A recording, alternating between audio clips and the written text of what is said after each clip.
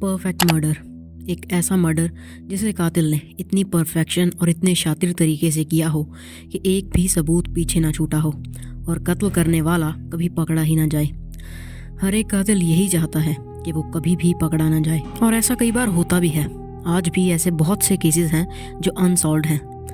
कत्ल किसने किया, नो वन नोज। मगर ये केसेस अनसॉल्व्ड इसीलिए नहीं है कि कत्ल करने वाला बहुत शातिर था और उसने एक परफेक्ट मर्डर को अंजाम दिया, बल्कि ये अनसॉल्व्ड इसलिए है कि हमारी पुलिस कातिल द्वारा छोड़े गए सबूतों को इग्नोर कर देती है।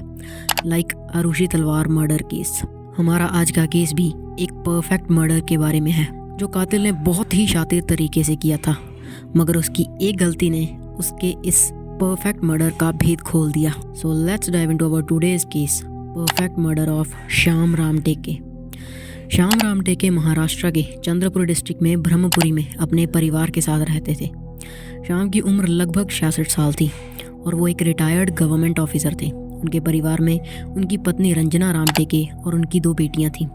कुछ साल पहले उन्होंने अपनी बेटियों की शादी कर दी थी और अब घर में बस वो और उनकी पत्नी ही रहते थे।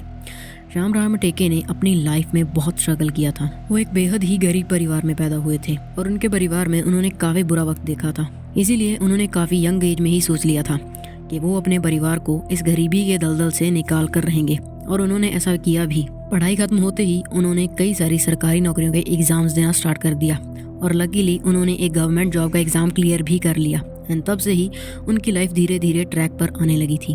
श्याम राम टेके काफ़ी अच्छे इंसान थे। Everybody used to admire him. सब लोग उनकी बहुत इज्जत करते थे। उनके आसपास के लोग, उनके ऑफिस के लोग सब उनसे बहुत प्यार करते थे। श्याम की फाइनेंशियल कंडीशन ठीक होते ही श्याम के रिश्तेदारों ने उनकी शादी रंजना से करवा दी। रंजना भी एक पढ़ी लिखी और समझदार लड़की थी। श्याम और रंजना दोनों ने ही मिलकर ब्रह्मपुरी में अपना खुद का घर बनाया। And then they had 2 beautiful daughters and they lived happily ever after। साल 2019 में श्याम राम टेके अपनी नौकरी से रिटायर हो गए और इस वक्त तक उनकी दोनों बेटियों की शादी भी हो चुकी थी। So he was a free man now.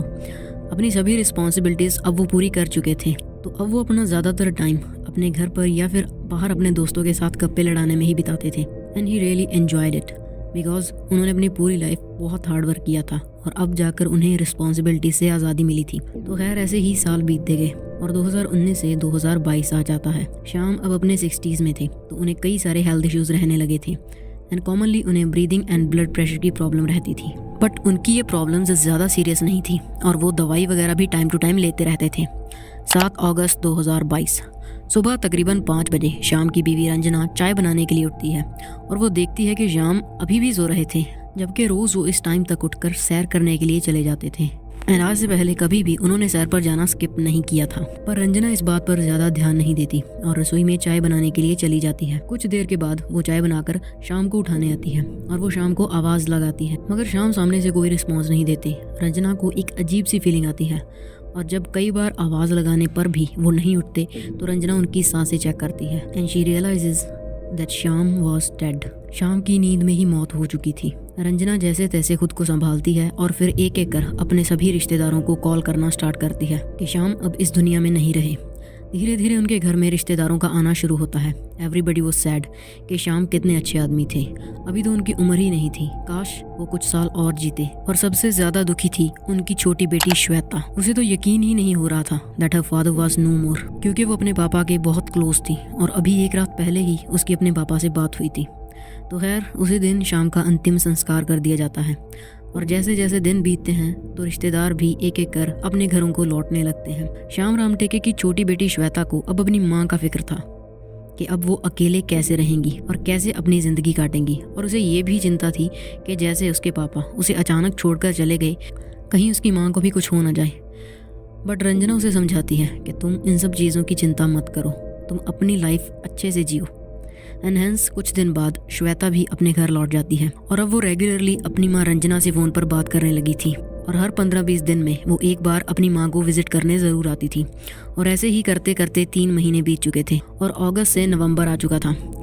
15 नवंबर 2022 श्वेता अपनी माँ से मिलने के लिए उनके घर आई हुई थी और दोपहर के वक्त वो अपनी माँ से बातें कर रही होती है कि तभी उसके फ़ोन पर उसके पति का कॉल आता है। श्वेता कॉल उठाती है मगर उसके पति की आवाज़ क्लियर नहीं आ रही थी। So due to some network issue Shweta call cut करके दोबारा उसे कॉल करती है, बट फिर भी उसकी अपने पति से बात नहीं हो पाती बिकॉज उसकी आवाज़ कट कट के आ रही थी। श्वेता फ़ोन को इधर उधर ले जाकर भी ट्राई करती है, बट फिर भी उसके फ़ोन में नेटवर्क का इशू आ रहा था। सो इवेंचुअली उसकी माँ रंजना अब उसे ऐसे परेशान देखकर उसे अपना फ़ोन देती हैं और कहती हैं कि तुम मेरे फ़ोन से दामाद जी से बात कर लो, इस पर नेटवर्क का कोई इशू नहीं है।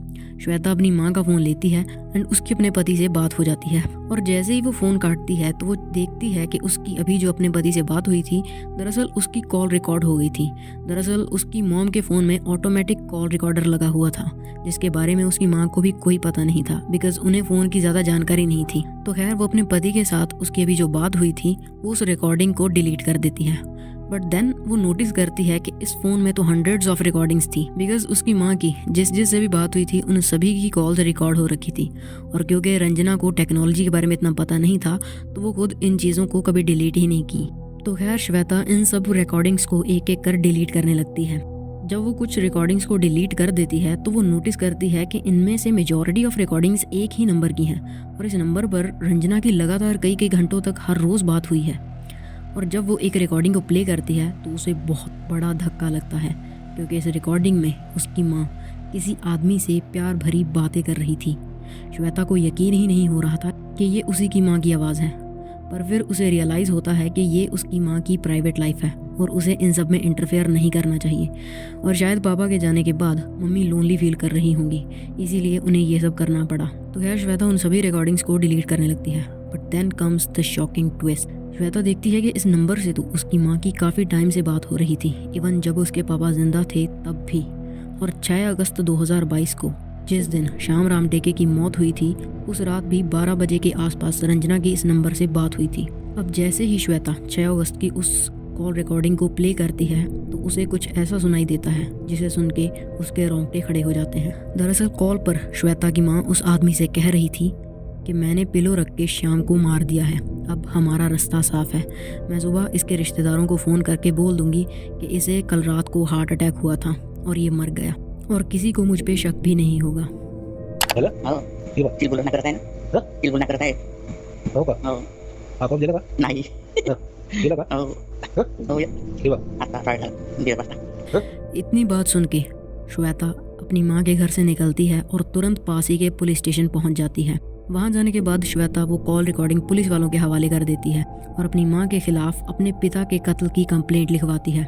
उस कॉल रिकॉर्डिंग को सुनने के बाद पुलिस तुरंत रंजना और उसके लवर जिसका नाम मुकेश त्रिवेदी था उन दोनों को अरेस्ट कर लेती है और उन्हें वो रिकॉर्डिंग सुनाकर कन्फ्रंट करती है। रंजना और मुकेश के पास अब और कोई रास्ता नहीं था, तो वो लोग इवेंचुअली अपना जुर्म कबूल कर लेते हैं कि श्याम राम टेके की मौत एक नेचुरल डेथ नहीं बल्कि एक सोचा समझा साजिश के तहत किया गया कत्ल था। सो हुआ दरअसल यूं था कि रंजना का मुकेश त्रिवेदी के साथ, जो कि उन्हीं के मोहल्ले में एक दुकान चलाता था, उसके साथ अफेयर था और ये अफेयर पिछले काफ़ी सालों से चल रहा था।